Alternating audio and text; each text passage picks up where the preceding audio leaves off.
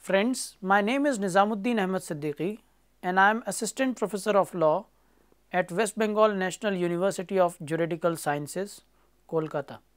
The present module entitled War on Terror, Semantics and Practices.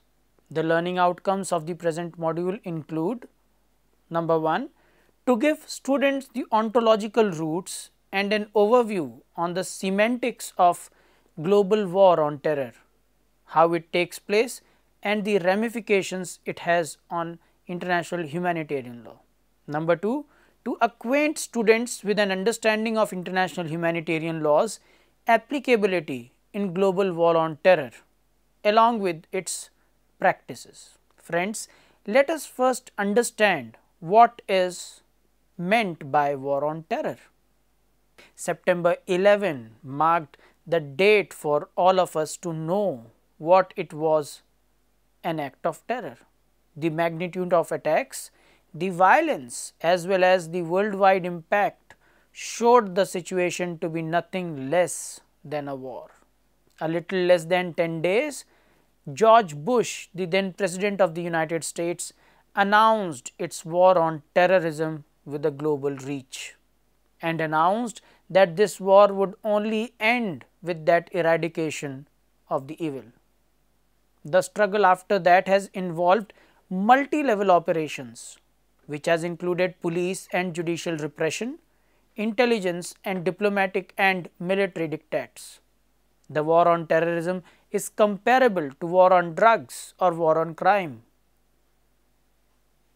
all but its non-achievable, non-attainable and an unascertained reality attached. To label them as war is not designated to an enemy, but rather the ideological rhetoric on eliminating the idea and its force. The indeterminable nature of this war is exactly that it is a contentious and controversial term.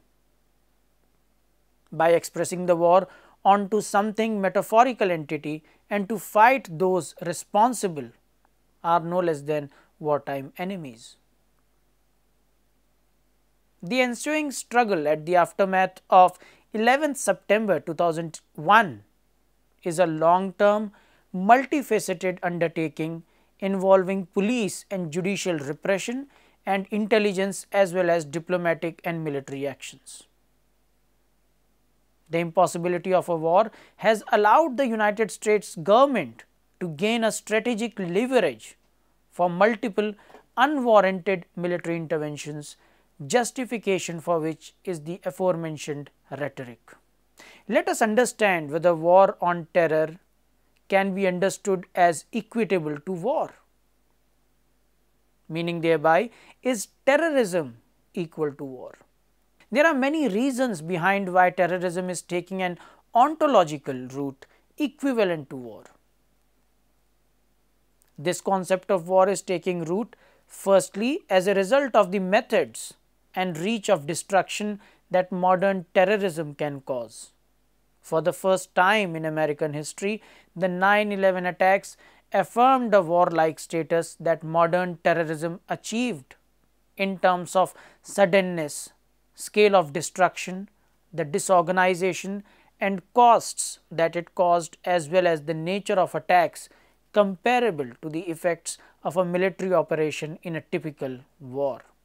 Therefore, the attacks proved to show the destructive capacity of a non-state actor, that is Al-Qaeda, to be comparable to a state when it attacks. The Security Council and the Atlantic Council recognized these attacks to be in the nature of an armed attack and allowed the United States to a right to self-defense against those who have ordered or encouraged it from outside. America as a nation found itself living at war psychologically.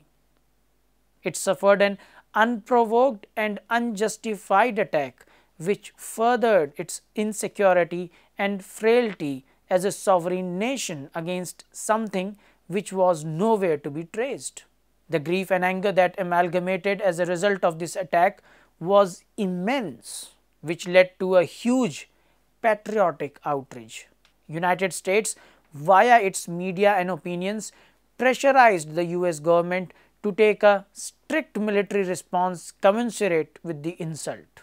As a result of such outrage and political upheaval, the Bush administration came up with the US Patriot Act in October 2001 that took its legal sources from the law of armed conflict to repress terrorism both inside and abroad, bringing within its scope the fight against terrorism closer to actual war with its legal underpinnings. The war on terror took on a new dimension when it declared its episode of the campaign in Afghanistan. After getting the slightest of the Taliban's whereabouts, the terrorists targeted and hunted on Afghan soil was in the nature of a war.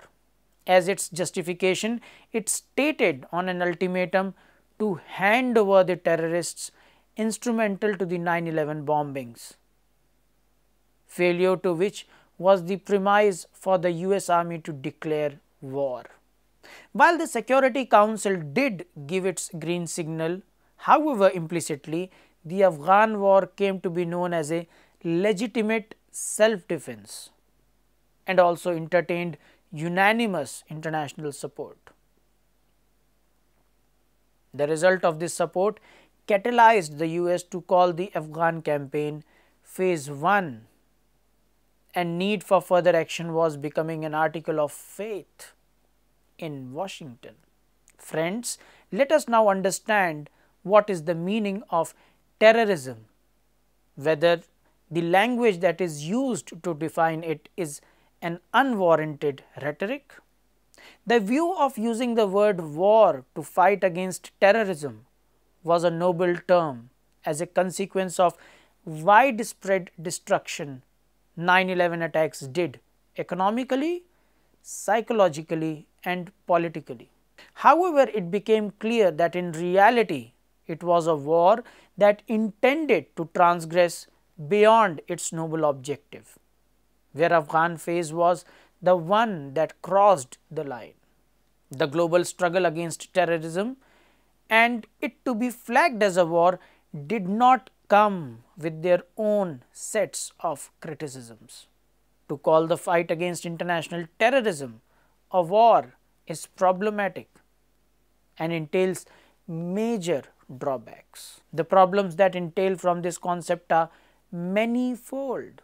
The use of war gives unwarranted status and legitimacy to the adversary. It exaggerates the role of military power and defeats the purpose and object of international human rights law and international humanitarian law. United States, bending both its internal judicial rules and international law, leading to forcibly accommodate in international law, delegitimizing the role of UN and its faith. The connection drawn by US towards preventive war and war on terrorism has undermined the anti-terrorist coalition. The linkage with war against pervades that problem, while heightening of anti-American feeling in the Islamic and Middle Eastern parts. Under international humanitarian law, to call this a war would imply the degree of commonality between parties. Also having to fight terrorism, the state has to name the adversary and subsequent to that certain rights. This allows certain terrorist groups to proclaim themselves at war with legitimizing their power, rendering this a legitimized platform. For Al-Qaeda to achieve a status of a state spear, it is equitable to being called a state entity is a grave concern. The latter obviously would want to equate themselves to criminals, but that would disallow the matter to come under international humanitarian law, as humanitarian law protects parties to armed conflict. This has led to inadvertently giving Al-Qaeda the increased stature and a sense of legitimacy. It has reinforced their self-constructions of being warriors and put them in the same pedestal as the US, something that they have very well extracted from being given a title of a war party. Let us now examine the goals and objectives of US strategy. United States had formulated its strategy for its proposed conflict, entitled the National Strategy for Combating Terrorism. Prior to the events of 9/11, international terrorism was considered an issue of law enforcement. Following the aftermath of 9/11 attacks, Al-Qaeda and other fundamentalist groups attained status of being radical ideological movements with revolutionary motives. Osama bin Laden had issued his interest in the eradication of the Western influence by carrying out several attacks before 9/11. However, the potentiality of his threats were realized when it happened. US could no longer delay its unified national effort that proposed to curb the same. The current US strategy has described two macro level strategic visions. The first aims to achieve the short term goal regarding capturing of individuals who have irrevocably crossed the line into violent extremism. The second is an all pervasive propaganda to create a global environment that makes the existence of such radical terrorism obsolete and inhospitable. The two larger goals of the United States have foreshadowed various military armed interventions to attain the latter ideological goal. The ideological reinforcement was a vital strategy by US to severely immobilize and curtail potential recruiters that would be born from such radical groups to wage war against US and the West. Friends, let us now understand the ways and the implementation of the strategy. The current US strategy has identified key national actions that are imperative to achieve the ends identified. These priorities employ all the DIME instruments of national power, which include diplomatic, informational, military and economic. The first is to prevent any future attack by terrorist networks. Second, to make sure all measures of international pressure and force are mobilized to deny weapons of mass destruction to rogue states and terrorist allies who seek to use them. Third, to deny the terrorists control of any nation that they use as a launching pad and base for propagation of terror. 4. To implant the American democratic institutions and values to unstable governments to turn their state democratic, hence being the long-term antidote to the idea of terrorism. 5. To lay the foundations and build the institutions and structures we need to carry the fight forward against terror and help ensure their success. The first four actions that support the short-term goals have been largely pursued through military and economic means. US strategy has been largely successful in capturing and killing members of Al-Qaeda and till now have been able to prevent further attacks in United States. The execution of such a strategy has had dastardly effects on thousands of lives of Muslims who were not committed to the extremist ideology. United States has estimated that over 34,000 Iraqis died in 2006 alone. The latter steps towards the end have been taken by institutionalizing international standards of accountability for national governments. Under the aegis of the 12 UN conventions, protocols have been developed that obligate governments to stem terrorist activities and to share intelligence to winning against terrorism. Hence, with the UN persuading many networks under these states, make sure that terrorists are increasingly isolated from the rest of the world, depriving them of resources to carry out their agenda. Friends, let us now shift our attention to the radical Islamic strategy. What are its goals and objectives? We need to understand. In August 1996, Osama bin Laden has issued a fatwa that specified 3 objectives. The first was the need to remove Western influence from the Middle East, especially Saudi Arabia. His statement that there is no more important duty than pushing the American enemy out of the Holy Land goes on to show the utter animosity that he had for Western influences. Bin Laden further explained that he believed that the Saudi king had betrayed the Ummah by allowing the United States to base military forces in Saudi Arabia. As a result of what he calls a betrayal, he called for the removal of the king as his second objective. His third objective was the removal of Israel from Jerusalem. The ultimate goal of Islam, according to him, was the establishment of a single nation, a community of Islam governed by the rule of Sharia law, by re-establishment of the caliphate. Here, caliphate means a theocratic entity in which the state is infused with Islam. The 1979 Iranian revolution was the first step in the Shiite fulfillment of this objective.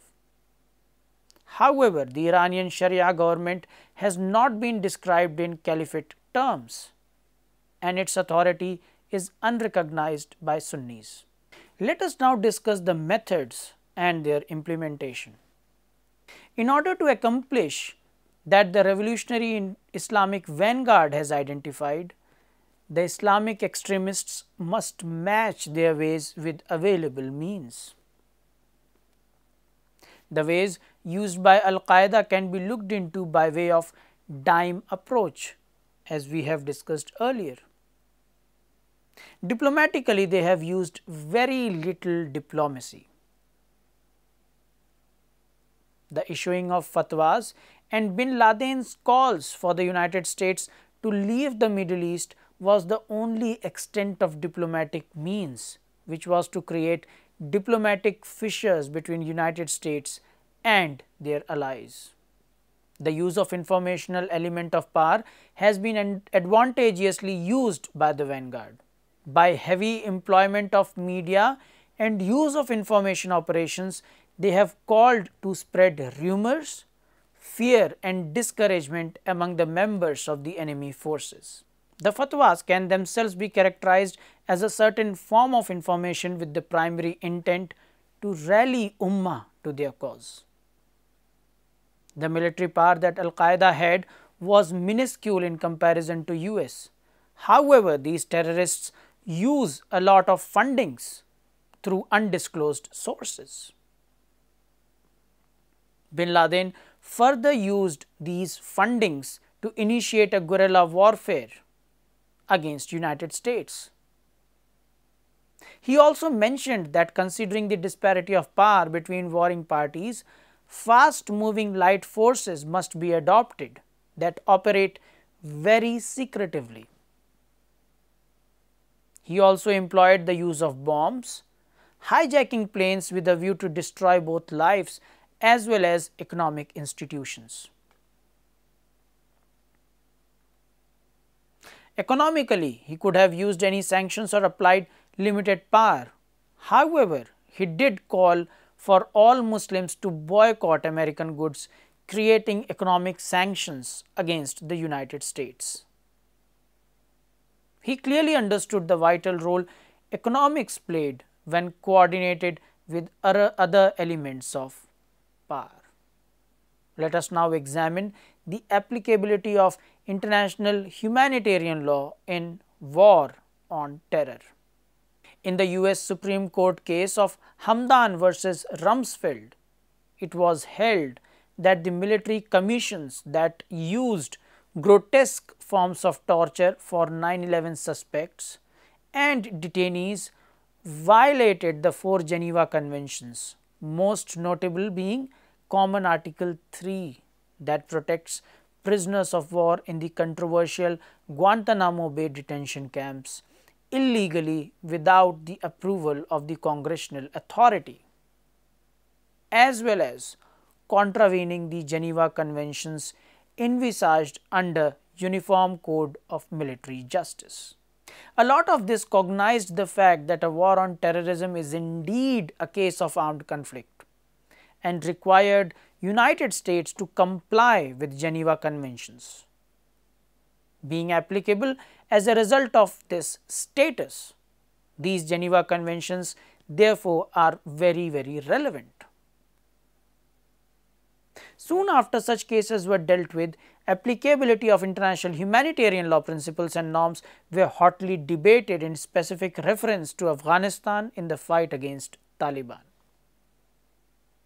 The United States argued that the prisoner of war status could not be accorded to Taliban as they did not come under the purview of state actors as defined within the conventions, and actually were a de facto non-state actor, and hence the protection guaranteed by Common Article 3 would not be availed against them.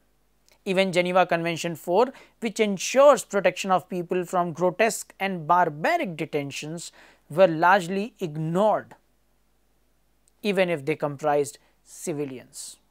The application of humanitarian law came to the fore during the invasion of Iraq, and the occupation of the same called into question the ethical treatment involving security detainees. Article 4 of the Geneva Convention's applicability towards security detainees has yet to be debated, because US has not been able to properly define what kinds of derogation may be permitted under the article. Article 4 allows certain degree of derogation with only respect to rendering the detainees incommunicado, meaning isolating them from all forms of communications for a limited amount of time, and it obviously does not include restraining from exercising the right against coercion, unethical forms of torture and other arbitrary practices. We need to understand how the ground level situations shaped up. Let us now examine the applicability of Common Article 3 to Geneva Convention to the detainees. The main question behind the treatment of detainees and their relevance to international humanitarian law has to be the rights that protect them from arbitrary forms of torture and detainment, and what under the international humanitarian law framework could they be protected from. The detainees from the Afghan conflict were held at Guantanamo Bay in Cuba, raised serious questions to the application of Geneva Convention with specific relevance to Common Article 3 that prescribes rules taken by parties to war when it comes to prisoners of war. Hence, the moot question being whether security detainees can avail such protection from Common Article 3 as prisoners of war. Whether the kinds of detention, interrogation and trial are consistent with the rules prescribed within the article, and how would they enable themselves to invoke such a right, are some of the primary and basic questions in this context. Friends, this led to a serious legal discourse to determine whether non-US citizens who were subjected through arbitrary and unchecked detainment have the right to be protected under humanitarian laws and even within domestic laws.